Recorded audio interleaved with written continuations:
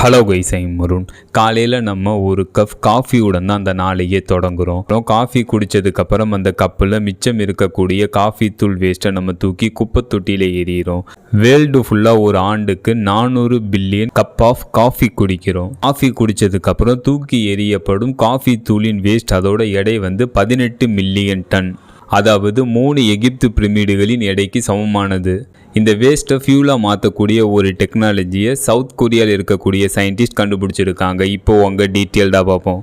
Korea institute of geo science and mineral ரிசோர்ஸில் இருக்கக்கூடிய scientist flame plasma பைரோலிசஸ் எனப்படும் டெக்னாலஜியை பயன்படுத்தி காஃபி குடித்ததுக்கப்புறம் தூக்கி எறியப்படுற காஃபி தூள் வேஸ்ட் மீது 900 டிகிரி செல்சியஸ் டெம்பரேச்சரில் பிளாஸ்மா ஃப்ளேமை அவங்க அப்ளை பண்ணுறாங்க. அப்ளை பண்ணும்போது அந்த காஃபி தூளில் இருக்கக்கூடிய ஈரப்பதம் செகண்டில் ஸ்டீமாக மாறுது. இதனால் இந்த காஃபி தூள் பாப்கார்ன் போல் எக்ஸ்ப்ளோடு வெடிக்குது. வெறும் 90 செகண்ட்ஸுக்குள்ள பயோசாராக மாறுது. பயோசார் ஏர் மற்றும் வாட்டர் பியூரிஃபையராக பயன்படுது. அதுக்கப்புறம் இண்டஸ்ட்ரியல் வேஸ்ட் வாட்டர் பியூரிஃபையராகவும் இந்த பயோசார் பயன்படுது அப்படின்ட்டு சவுத் கொரியா சயின்டிஸ்ட் தெரிவிச்சிருக்காங்க. இந்த மாதிரி புது புது அப்டேட் நீங்கள் பார்க்கணும். மறக்காம இந்த சேனலை சப்ஸ்கிரைப் பண்ணுங்கள். ஃபைனலாக இந்த வீடியோ எப்படி இருந்துச்சுன்னு கமெண்ட் பண்ணுங்க. See you.